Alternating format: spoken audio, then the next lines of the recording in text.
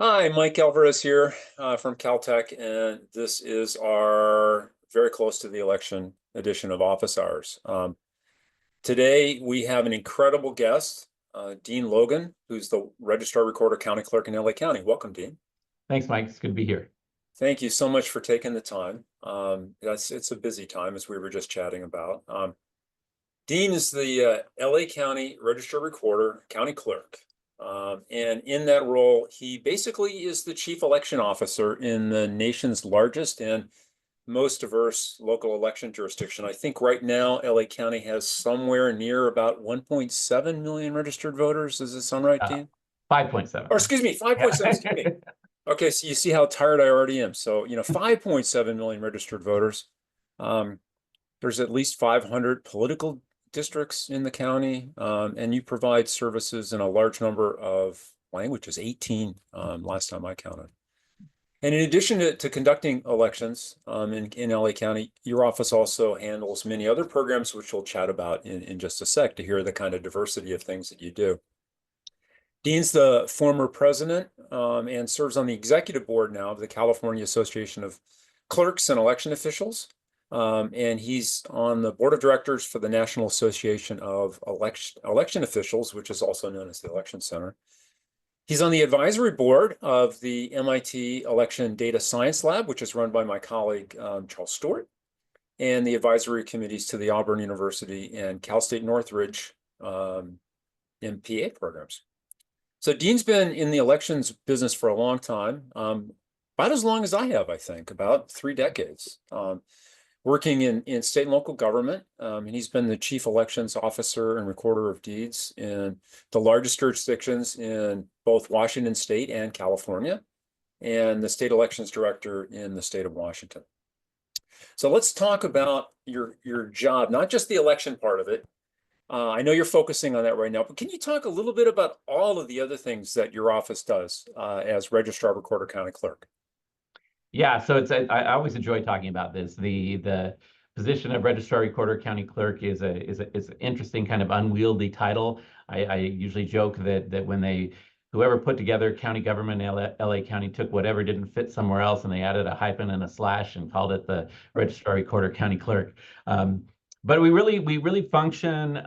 Have 3 main functions under California law. So we serve as the registrar of voters, as you indicate, and then as the recorder and as the county clerk. And while those are all 3 distinct functions and highly regulated functions of government, what I like to say is what they have in common is we're really responsible for the individual significance of the residents of Los Angeles County. So when you have these significant moments in your lives and you have to have some interaction with county government, that's really our job, is to preserve those and have a record of you in the county system. So the birth of a child, your marriage, the loss of a loved one, buying a house, and exercising your right to vote. So very different functions, but that's kind of the common thread between them. On the recorder side, we maintain all of the records for all real property in Los Angeles County, and we maintain those records in perpetuity. So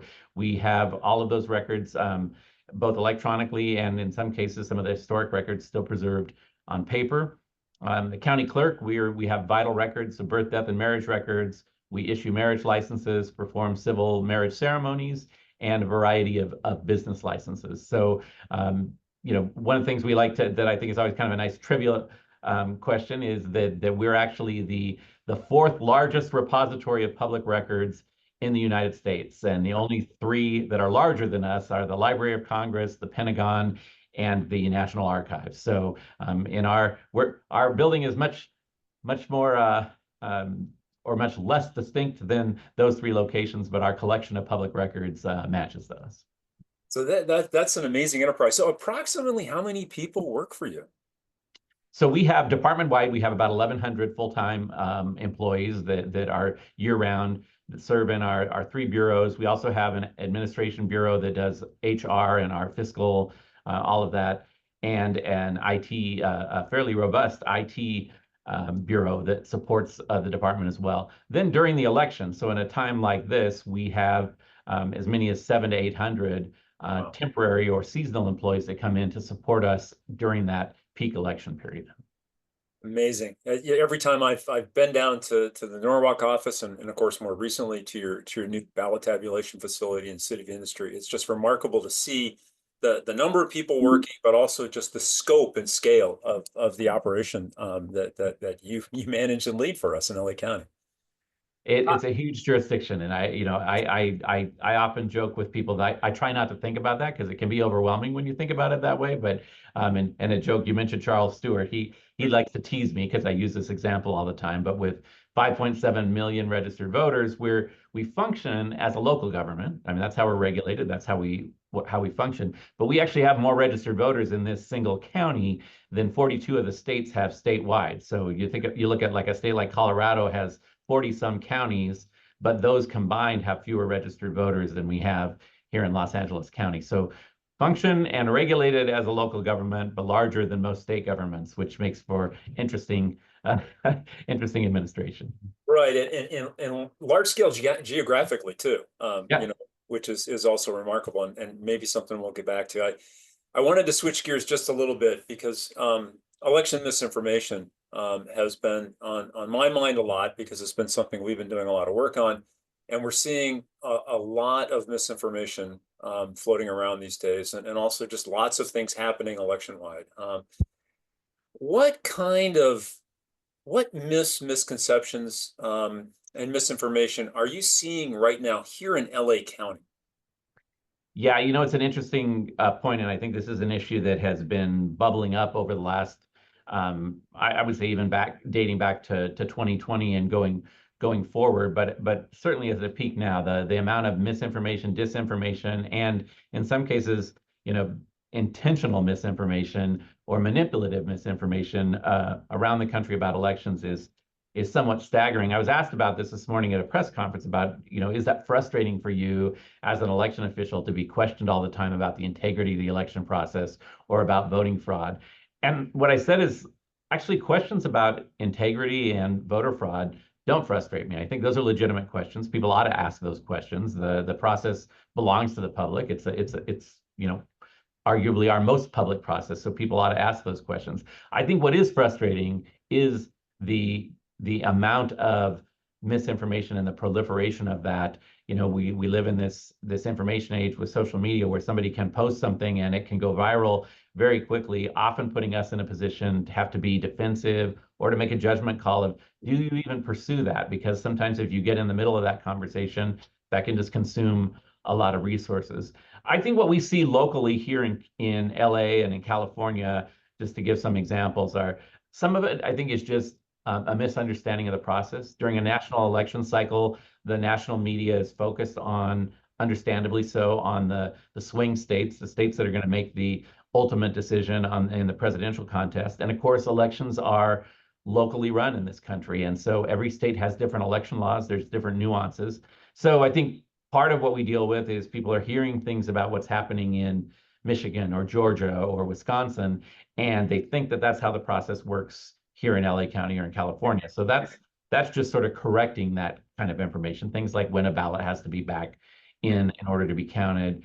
How long does it take us to certify an election? So that's a good example that we get a lot of questions about why does it take so long to count the ballots in California. And of course, the answer to that is that California legislature has, with intention, created an election process that gives voters the broadest options and time frame to cast their ballot. And that means that we have to have the time to do the appropriate security verification and counting of those ballots before we certify the election. So that's some of the examples. I think there maybe is another category of things that I think people are just unaware of. So people often think that, for instance, with vote by mail ballots, they're like, well, where's the security in that? How do you know that if Mike Alvarez has submitted this ballot, how do we know it was Mike Alvarez that voted that ballot? And I think people are surprised to learn that we do a signature verification on virtually every one of those ballots. Before they can be counted, there has to be a verification of the signature. But then that leads to the question of, oh, so you're saying that you're looking at Mike's ballot and you know how Mike voted? And I'm like, No, actually, there's a process that takes care of that too. We separate, once that signature is verified, we separate the ballot from the identity of the voter, and that maintains that secret ballot. So that's just voter education stuff. And then finally, I think the most frustrating is just the kind of manipulative information, where we see things. There was a video that was out. Fortunately, this one was caught quickly and taken down, but that showed what looked like a legitimate video of somebody in a county in Pennsylvania going through vote by mail ballots, opening them, looking at them, and if depending on how they were filled out, they were tearing up some of the ballots and putting the others in another container. That turned out to be a fake video that was actually tied back to Russia. But it's the kind of thing that once it's out there and it gets some attention, it can really spin out of control, and it can really affect how people feel about their confidence in the elections process. Mhm. So with such a large group of people working with you to run elections in LA County, how are you equipping all of these people, the employees and also the volunteers and the people also especially who work in the vote centers to deal with rumors and misinformation like this when they encounter a voter who's misinformed again about the process? How do you equip them to answer those kind of questions? Yeah, well, I think first broadly, we try to have a campaign or a public outreach effort that establishes our office as a trusted source of election information, not about campaigns and political parties or measures, but about the mechanics of how elections are run in LA County, and to encourage people not to be shy about raising those questions. If you have a question, ask, let us answer it, and give you the information. For the election workers that are working at our vote centers, we provide them similarly. We provide them with kind of FAQs. We provide them with resources that they can refer voters to if they have questions. But frankly, now we're also training them in de-escalation techniques, right? If somebody is charged up about something, we don't want to have that kind of drama in the vote center, right? The vote center is intended to be kind of a safe, neutral playing field where people can come in, cast their vote, and then you can go back out in the community and have your arguments about the measures and the candidates. But that place where voting takes place is intended to be somewhere where you don't have intimidation and you don't have a lot of distraction in the task of voting. So we try to focus on that and say, that's what that operation is for, and that's what those election workers are there, is to facilitate your voting experience. If you have questions beyond that, we have resources available to do that. We also try to make the process as transparent as possible. So as you've seen here at our new ballot processing center in the City of Industry, it's built both for security and transparency. So it is open for people to come in and watch the process. The great thing about it is it's a consolidated facility, so you can see from beginning to end what happens with voted ballots. But we also live stream that on our website. So you don't have to come to the City of Industry. You can actually tune in on our website and see the level of detail that goes into processing and making sure ballots are counted appropriately. Mhm. So in your capacity professionally, you're very involved nationally, and I know the election official community is very tight and communicates a lot together. Over the last 4 years, how do you think that your colleagues in the election administration community more generally has come together to try to deal with this problem of misinformation about how elections are run, both here in LA County, but also in California and nationally? I think there's been a huge effort and collaboration to try and again establish our profession or our offices as trusted sources of information. I think in my time in this field, I've also seen a real shift away from, used to be, if you had a communications manager or officer in your operation, and that was a big if, they generally were there to respond to questions or to draft legal notices and things of that nature. I think you've seen a huge shift in that, where now election officials are proactively going out, and we have our own narrative and our own messaging that we're trying to get out to convey how the process works. So informational videos. We hit an example. We had a press conference this morning here with the sheriff of LA County to talk about security and safety in voting. So I think you're seeing a lot of that happen around the country. And I think, you know, a fair amount of kind of stepping up to the plate too and saying that just because you're hearing something that's happening again in a swing state, and it's different than what's happening in California, doesn't mean it's wrong, right? That we as election administrators, our charge is to conduct the elections based on the laws and regulations that are on the books today. So there can be a healthy debate about things like voter identification or about whether ballots should be physically into an election administrator by election night in order to be counted. Um, and that's a fair dialogue to have. But for us as election administrators, we have to administer that based on what the law is today. So again, for example, in California, we allow ballots to be received up to 7 days after the election, as long as they're postmarked on election day. That's not true in every state, but that's an obligation I and my staff have, is to ensure that those ballots that continue to come in with a valid postmark are legally processed and included in the final count. So that leads us kind of to the next thing I wanted to talk about, which is early voting. Early voting here in Los Angeles County it's a relatively new thing, in the sense that we're now in a world where everybody in the county gets their ballot sent to them in the mail, and there are early voting opportunities that have already started. They start 11 days before the election. In fact, I visited one of the early voting centers over the weekend to just check things out. Um, How's it going this election cycle? What have you learned since you started implementing it in the last major presidential election cycle in 2020? Yeah, so this is only our second presidential cycle under this model, and we learned a lot in 2020. But of course, 2020 also had some unique dynamics. The November election was at the peak of the COVID dynamic, and so we had people were at home, and I think they were more likely to interact with those vote by mail ballots because there was a sense of concern about being out in the community. So we didn't quite know what to expect this time, whether we're going to see a shift in activity. So our vote centers opened last Saturday. We've served about 53,000 voters in the first 3 days of early voting across 122 locations. We've had voters at every one of those locations. And then this coming weekend, we'll increase that to 648 locations throughout the county that'll be open for that final 4 days, excuse me, of the voting period. So really, things have been going smoothly, operating really well. The nice thing about this model, as you say, is that voters can go to any location. They're not specifically assigned to a location, so they can go to some place that's convenient to their path of travel, maybe near their place of work, where they're dropping their kids off for school, or where they're going to the gym after work. The idea is that somewhere in their path of travel, there would be a location where they could cast their ballot. We are encouraging, because the ballot in this election is a long ballot, and there is so much focus nationally on the elections process.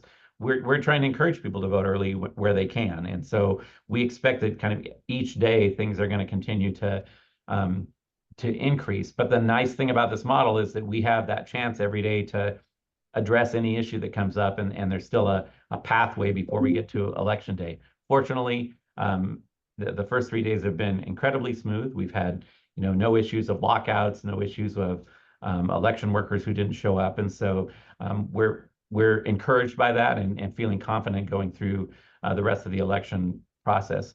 I will also mention that in addition to those fixed vote centers, we operate a pretty robust mobile and flex program, and the mobile and flex program is designed to offer all the same services that our traditional vote centers offer, but to take them into the community. So at either high profile, high volume events like a farmer's market or a marathon run that's happening on the weekend, or at a medical center where you have both medical personnel and family members who are visiting people who are in the hospital who maybe wouldn't be able to get to another vote center. We try to target those kind of locations. Our flex is similar, but it's a little smaller. It's almost like a vote center in a van. That's targeted at low propensity populations and also geographically isolated populations. So in North County, where voters might have to travel further to get to a traditional location, or at an assisted living facility or a homelessness encampment. Again, really just kind of recognizing the diversity and size of this county, making sure that we are putting people in a position where every eligible voter who wants to participate in the election will have an opportunity to do that. So early voting is one of the initiatives in LA County that you've put in place to make the elections process more accessible to all the registered voters in the county. What are some of the other things that have happened, especially over the last 4 to 6 years in LA County, to make the process more secure and accessible? So maybe I'll talk about accessibility first, and that's when, because sometimes we get asked this question. It's like, why, if you are mailing a ballot to every registered voter, then why do we need these vote centers out in the community? Isn't that additional resources? But the reality is, again, because of the size and diversity of the county, there are voters who just simply are not going to be served equitably through a vote by mail process. They may have trouble receiving mail, or they may not feel comfortable or confident in the U.S. Postal Service as a means of participation. The in-person vote centers provide, in particular, accessibility services that allow a voter with a disability to vote independently without the assistance of a family member or a caregiver. They also offer language assistance, so you can access the ballot in one of those 18 languages, both in visually but also audibly. So that really is designed around accessibility and security. Excuse me, I'm gonna take some water here quick. From a security standpoint, though, I think most of what you see on the security side is really what we built into our ballot processing center. So now that we have everything consolidated and all the ballots come back to this one facility, we know that we have to have it really locked down in a sense. So it is physically secured. It's a fenced facility that we've got 24/7 security. We've got over 200 cameras on the facility. So there's a record of everything that's happening here.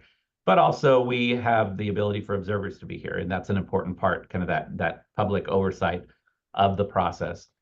Other kind of people maybe wouldn't think of these as security mechanisms, but we also have, over the past 4 to 8 years, added features like our ballot tracking system, where you as a voter, if you put your ballot into a drop box or if you put it into the mail, you can now receive SMS text messages or email messages that tell you each step of the way that we received your ballot, that it's been verified, that it's been counted.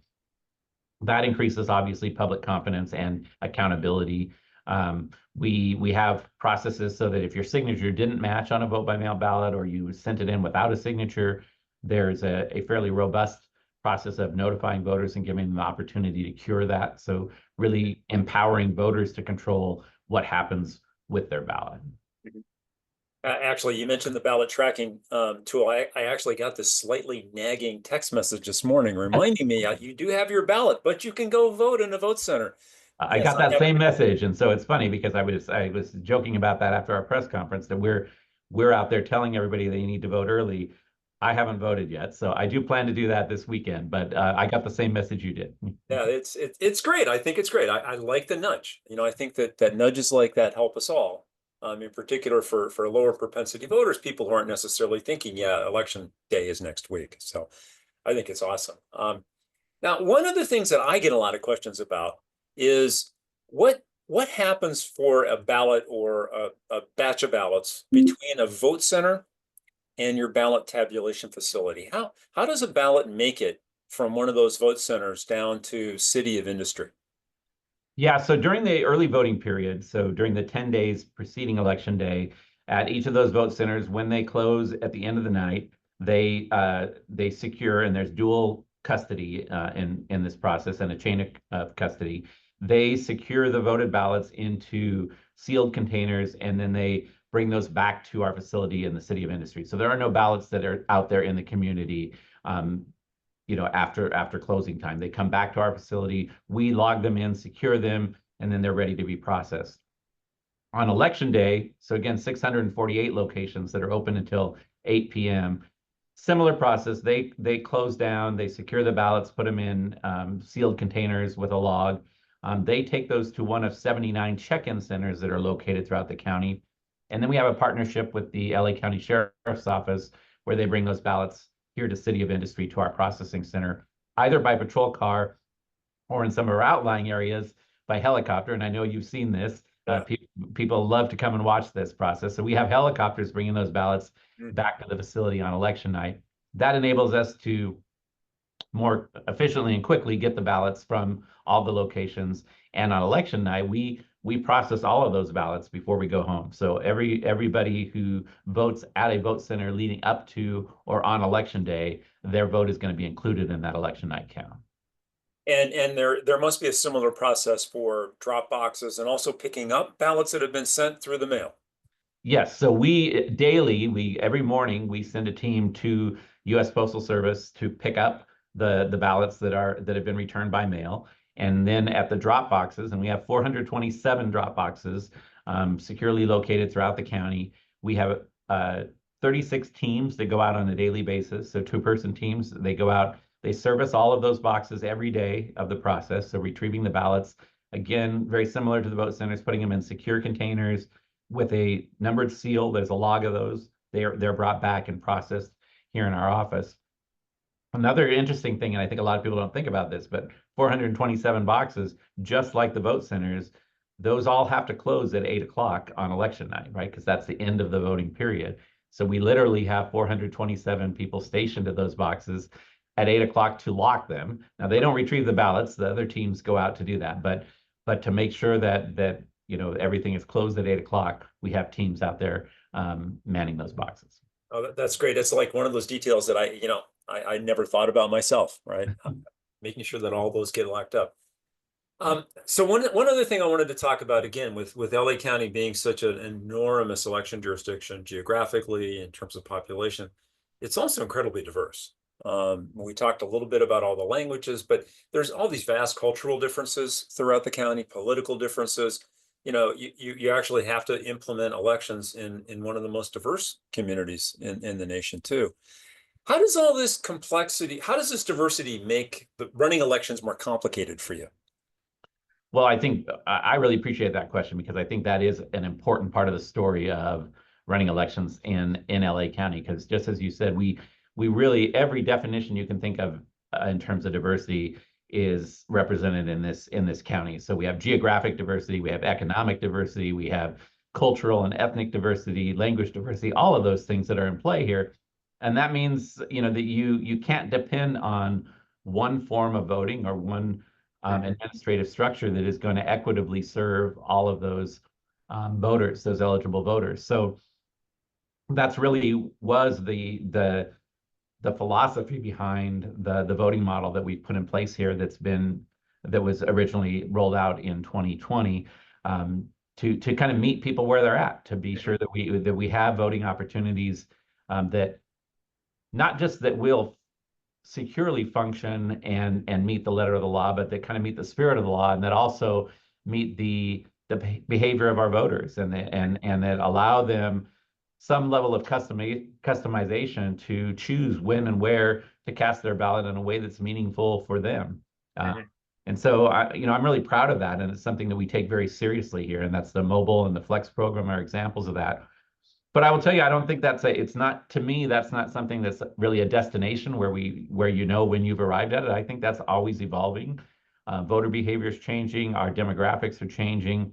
I was recently in a kind of a roundtable discussion with youth who are now of voting age, but have just come out of the juvenile detention incarceration process. So they're eligible to vote. They're out and productive members of society. And we're sitting there, having a conversation with them saying, it's important for you to register and to vote. You're underrepresented in the population, and your voice needs to be heard.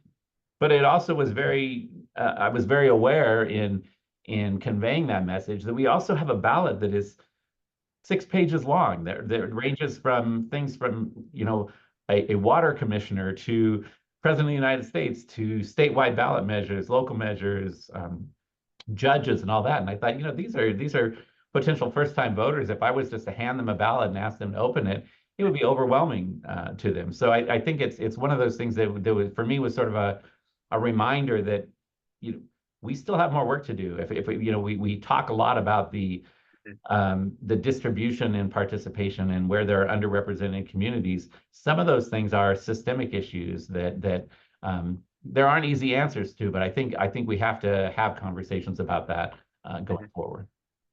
So with this diversity, again, we oftentimes think of it as making the process more complicated to run in LA County. But what I'm wondering also is, from your perspective, having to administer elections in LA County, does working with this diversity, trying to accomplish a successful administration of an election with all of this diversity, how does it strengthen elections in LA County?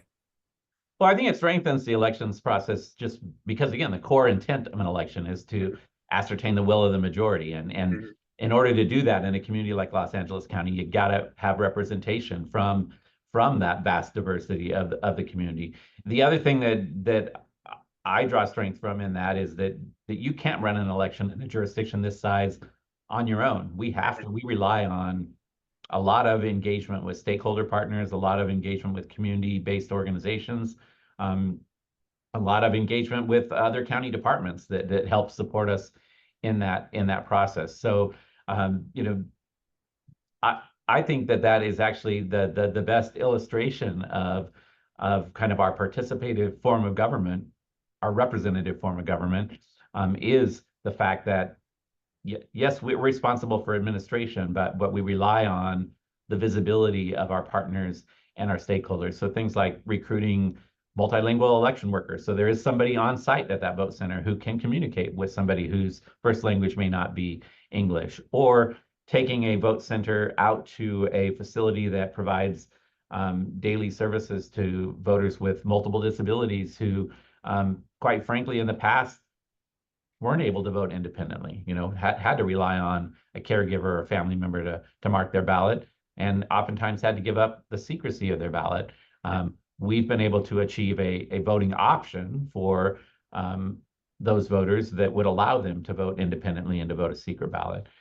Similarly, as you and I were talking about before we started today, recognizing that we have the largest incarcerated population in the country in LA County too, and many of those are eligible voters. And so providing the opportunity to be in the jails and have a vote center that allows those voters to participate as well. So it can feel overwhelming, it can feel complicated, but it really is kind of the best expression of our truly representative form of government.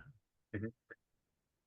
You mentioned partnerships and collaborations, and one of the things you've also done is been a real leader, I think, in the field of election administration, but also this field that we call election science, in developing collaborations with academics and researchers, myself, Charles Stewart, folks at the Election Center, with a whole variety of different folks.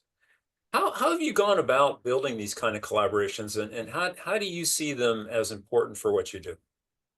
I think it's critical, and I appreciate the partnerships with you and Charles and many other organizations, because I think it helps us to better understand the not just the system, but the people that we're dealing with. And one of the things we learned in our process, as you well know, in the Voting Solutions for All People, is kind of that the tools of going out and learning from the end users of a process. And so I see these partnerships with research organizations and data scientists as a means to better understand the impact and the effectiveness of what we're doing. And I think there was a time where people were fearful of that. They were fearful, well, what if the data shows that it's not efficient or it's not working well? But ultimately, that's really what we want, because we want to find out if there are barriers, how do we overcome those barriers? And I have found fairly universally that these kind of partnerships give us information. We're just like anyone else. We get stuck in our day-to-day work, trying to meet deadlines, trying to meet the kind of the checkbox of the regulatory environment. And it's important for us to have to kind of step back and check that against, well, how effective is it? Is it meeting the spirit of the law? I talk about accessibility. So, it would be easy to say that federal law says we have to have one piece of accessible voting equipment at every voting location, to just simply do that and check the box. We know for years, in many jurisdictions across the country, that's what happened, and people didn't use those devices because they weren't designed well, right? But they met the requirement of the law, but they weren't really fulfilling their intent of accessibility. And it's through research projects and engagement that I think we kind of overcome that administrative bias or that confirmation bias, and it forces us to have a broader perspective and to really think about what's the intent and the effectiveness of the work that we're doing. Mhm. Well, again, it's been wonderful to have these collaborations because I think they've really, like over the last, I think, 2 decades, we really have built a very strong research community, and I do think a lot of the research has been productive, both in terms of the science, but also in terms of the application that it can, and how it can be used for folks like you. I Um, think that's true. I would just add to that that I think the other thing is, you know, we have to be thinking about what's coming next. What's the future of voting and the changes in voter behavior? What's the Mhm. next generation of voters going to expect of the process, and how are we going to meet that challenge? And I think research Mhm. and partnerships has a big role to play in that as well. Yeah, so I know there's a number of other researchers who are on with us right now, and I think some students as well. What advice do you have for them in terms of like how would they get started with a research partnership with you, other than not calling you up in the next couple of weeks? I think a lot of it is to kind of embrace your curiosity. Kind of outline what is it that you are seeking to better understand, and then at an appropriate time and with the appropriate partners, come in and have that conversation, because I think it is a two-way street, right? Of understanding what would be, and you and I've had this conversation. I think sometimes it's helpful to us as administrators if there is a short-term return on that partnership. Like, can we get some information relatively quickly that's going to tell us, in the off year, what steps we can be taking to improve our processes in the even year? But understanding that on the research side, there's a longer ramp there, right? You're interested in seeing the pattern of behavior over time. So one of the things I would say is to think about in that respect, what is both the short-term and the long-term potential impacts of that. And then I think, and this has changed over the last decade, but I think by and large, you're going to find that my colleagues and our office are going to open up the opportunity for you to come in and take a look at the process, look under the hood, and ask those questions that, I would say one of the things that's been beneficial for us, I think, in doing that is we've now learned to better collect and use data, right? So to think about what is the kind of data that we want to collect, so that over the course of 2 or 3 presidential cycles, we can actually look at what the pattern is. If we don't know what the kind of the research hypothesis is, we Mhm. sometimes would miss the opportunity to collect the data that would be relevant to that. So I think having that conversation is important too. No, that's so great advice for folks who are listening. I got one last question, but I wanted to say that folks who are on with us, if you have any questions that you'd like to ask, we may have time for one or two. Please pop them in the Q&A. And the final question, Dean, is a simple one. Is there something that we haven't talked about today that you wanted to raise? I think we talked about a lot here, and so I don't know that anything specific comes to mind. I guess I would just go back to something I said earlier, and that is that, and it links to what you were asking about the research partnerships. Is, you know in order for elections to stay relevant in this country, from my perspective, just my opinion as a practitioner, a few things need to happen. One, we have to not get complacent about public confidence in the process, because if people aren't confident, they're not going to vote, and then that undermines the process in general.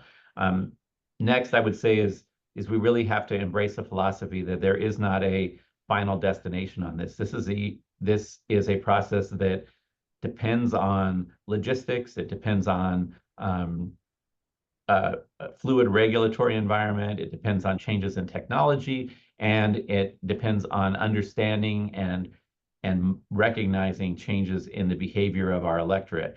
And that means that we're kind of in a constant state of improvement and process development. So, it's not accessibility, participation, security, and integrity. There is no final destination on those. Those are ongoing principles that we have to to work on continuously in this field. Well, to be honest, I can't imagine a better place to end. So Dean, thank you so much for taking the time to join us today. And, good luck over the next couple of weeks, month or so, because you're going to be finishing the canvas like right after Thanksgiving. Is that right? December 3rd is when counties will certify. Yeah. So Okay. Well, good luck. thank you so much. Thanks for having me on and for your partnership. It's always valuable to work with you and your colleagues, and look forward to your insights from being out at the vote centers. And I know you're going to bring some of your students here to the ballot processing center too, and we look forward to that. Oh, we look forward to that too. So again, thanks, Dean. Thank you.